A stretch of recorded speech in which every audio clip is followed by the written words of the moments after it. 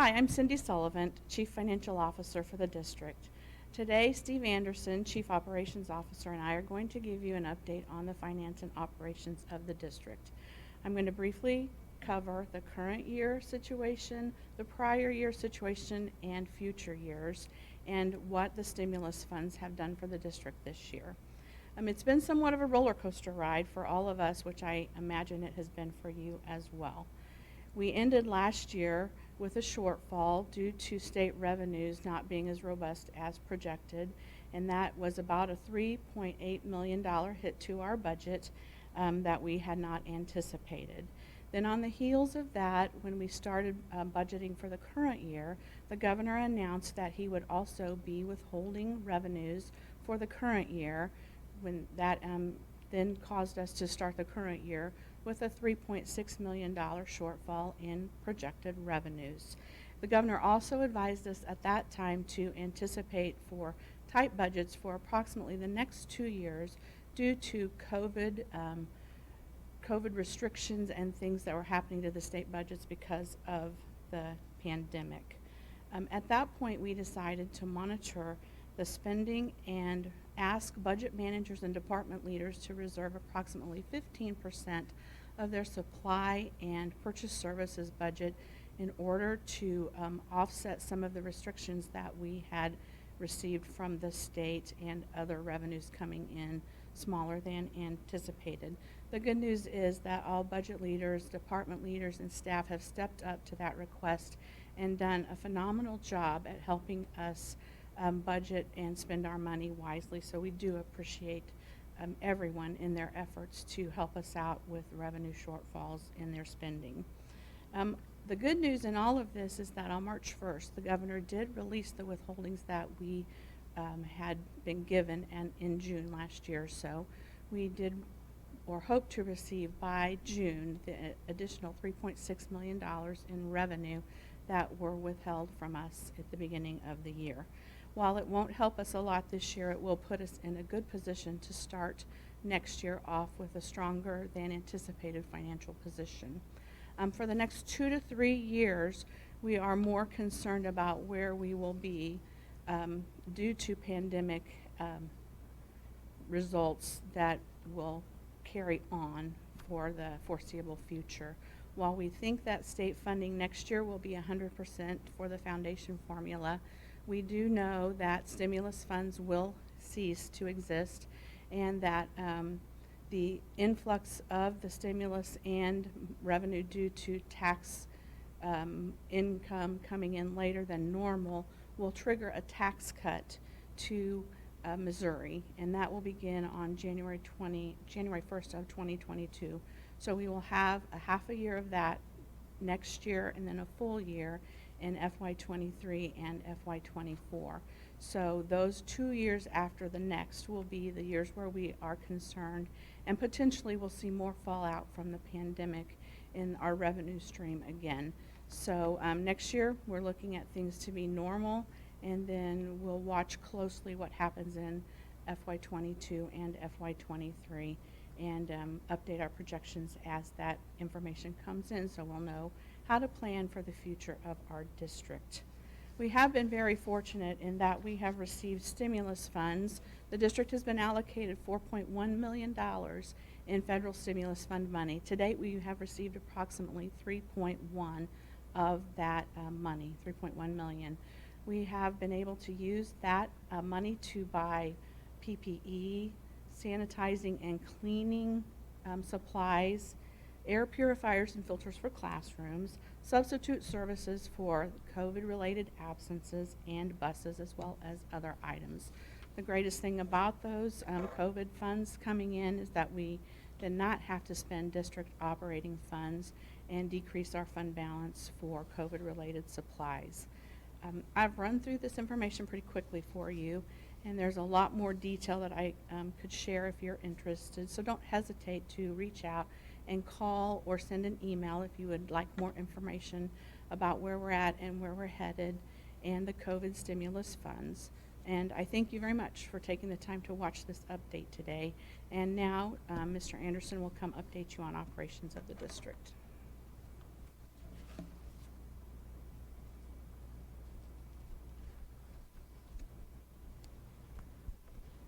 Good afternoon, or I guess good morning, depending upon when you're watching this. Just want to give a couple quick updates from operations, kind of looking back over the course of the year, and then a quick look forward. I'm going to hit on two primary issues. One is our COVID-19 response, and then second is an update on our facility master planning. With respect to COVID, first of all, I did want to take a minute just to thank everybody that's been so helpful and involved in the work we've done over the course of the last year. It's been a pretty large coalition of individuals across the community. And just real quickly to take this through, certainly the broader community, students and parents of the district and their understanding and patience with us. Certainly our Board of Education all along the way has been supportive and helpful. Our district leadership team, including the superintendent, all of our building leaders and principals, Clay County Public Health, which has been an invaluable partner to us all along, and then certainly now with Operation Safe underway, with the vaccination clinics down at Cerner, and all the work involved with that as well.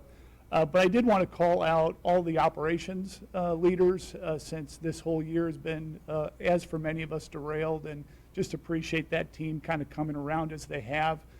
So real quickly, Trey Kotzer with IT, Steve Aldrich with facilities and maintenance, Jason Bright with purchasing and distribution, Gary Majors with security and safety, Tanika Brown with Kid Zone, Vaughn Gulliford with nutrition services, Jeff Beard with transportation, Kathy Ellemeyer with health services, Denise Aldrich, who kind of holds it all together as our admin assistant.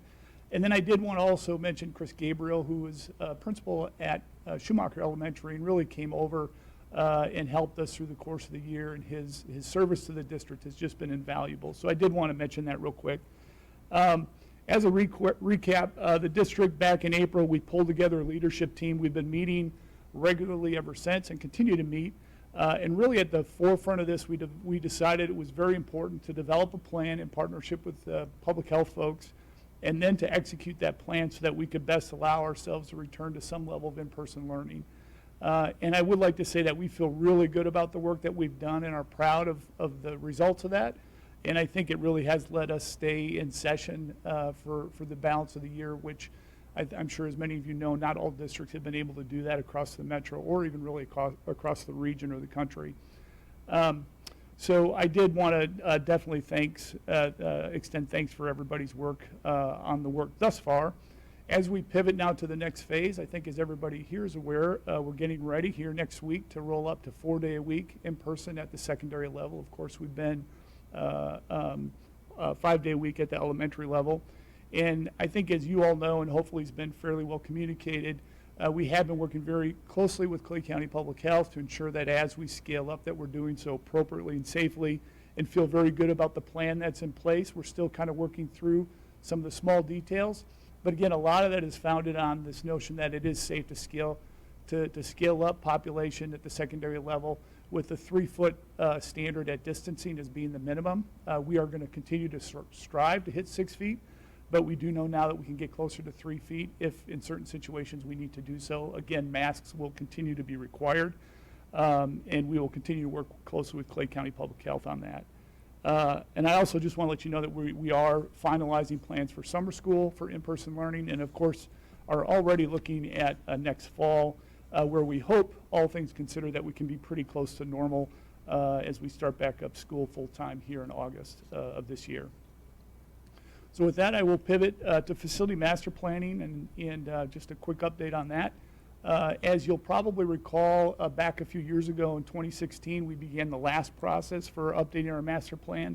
That culminated in a 2018 bond issue. It was a $49 million no tax increase measure that went to the voters, was approved at above 80%. The major projects of that work included upgrades to 6 of our schools, security upgrades, I should say, the new fine arts wing and theater at Liberty High School, a new academic wing at Liberty North, and then we did a series of infrastructure, HVAC, restrooms, accessibility enhancements across the district. So that whole process began in 16 and really just wrapping up now. We're just finishing up the work. We have some minor cleanup work to do, but feel pretty good about the work that took place over this last chunk of time. And now we're already beginning to look to the next phase of this. And so as part of that, we go through a series of steps, and really it starts with a new and update demographer report, which looks at enrollment projections for the district. So we have received that, and that's somewhat foundational to the next round of work that we'll do. And I'll just give some really quick highlights of that report. It's pretty consistent with the last report we did about 4 years ago. They're showing that our projected growth is likely to level off as you look at the next 5 to 10 years and plateau to an extent. The max number that they're showing is about 13,200, so that's about a 400 growth from where we're at now. And then, like I said, it plateaus a little bit. A lot of that has to do with our birth rates being down across the district and really across the country for that matter. And the thing that they point out most significantly is that age range of 25 to 44, which is really those are the new homeowners that really tend to bring the most students into our system. That part of the market is down more than it has been in the past. We still are shown as a destination district, and families love to come to Liberty in our schools. But again, we're seeing a little bit of a change in what we've experienced over the past 30, 40 plus years for that matter. The other next really important step of the process is our financial planning and the projections that we do, and Ms. Sullivant and her team is critically important in that work. And really what we do there is we develop a couple scenarios looking out about 15 years to really to determine how much bonding capacity we have that will potentially inform the extent of the bond issue and how much capacity we'll have without having to increase our property taxes. And so a lot of that is just built on projections and potential growth and assessed valuation, and we just monitor that very closely, but that will obviously be an important part of the planning process as well. The next step is hiring an architect, which we just did a couple weeks ago, and we brought back Hollis & Miller, who have worked with our community for some time, and they will begin to actually guide us through the master planning process. And we believe that this will begin probably here in the May-June timeframe, and that will go from 2021 definitely into next year. A couple of the main points of that work, they go out and visit every building, doing an assessment of space, determining space needs across the district.